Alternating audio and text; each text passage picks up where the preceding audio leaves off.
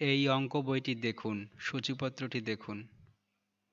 দেখুন, এই অঙ্কগুলো কোন শ্রেণীতে পড়ানো হয় এবং কোন দেশের বইতে এই ধরনের অঙ্ক আছে, আপনাকে পুরো অঙ্ক বইটা দেখে বলতে হবে। আমি ভিডিওর শেষে বলে দেব যে এই বইটি কোন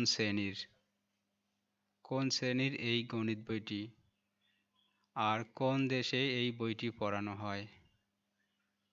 এই বইটিতে এত এত অঙ্ক আছে যা দেখলে আপনারই মাথা ঘুরে যাবে। আর মাথা ঘুরে যাবে তখন যখন আপনি জানতে পারবেন যে এই বইটি কোন শ্রেণীতে পড়ানো হয়। আপনারা একটু দেখুন ভালো করে, এখানে অঙ্কগুলো কত অঙ্ক, শত শত অঙ্ক আছে এখানে। কতভাবে শেখানো হয়, কত অঙ্ক দিয়ে এদের প্রতিনিয়ত অঙ্ক প্র্যাকটিস করানো হয়। এত অঙ্ক যদি কেউ প্র্যাকটিস করে তাহলে অঙ্কে সে অবশ্যই সুপার হয়ে যাবে।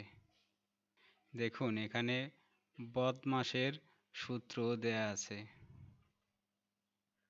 কিন্তু কোন শ্রেণীতে এগুলো পড়ানো হয় একটু ওয়েট করুন, আমি বলে দিচ্ছি। আপনি ভালো করে দেখুন, সম্পূর্ণটা দেখুন, না হলে কিভাবে বুঝবেন যে এই শ্রেণীতে এত এত অঙ্ক করানো হয়।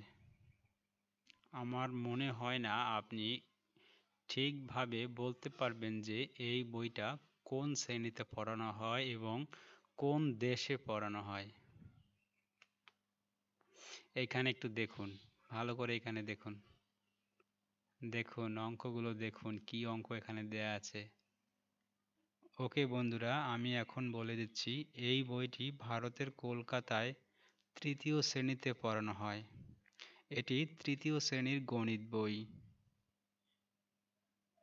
কি খটকা লাগে যে এত এত অঙ্ক ওরা কিভাবে করে? হ্যাঁ, ওরা এত অঙ্কই করে থাকে এবং প্রচুর পরিমাণ অঙ্ক তারা চর্চা করে। ধন্যবাদ সবাইকে ভিডিওটি দেখার জন্য।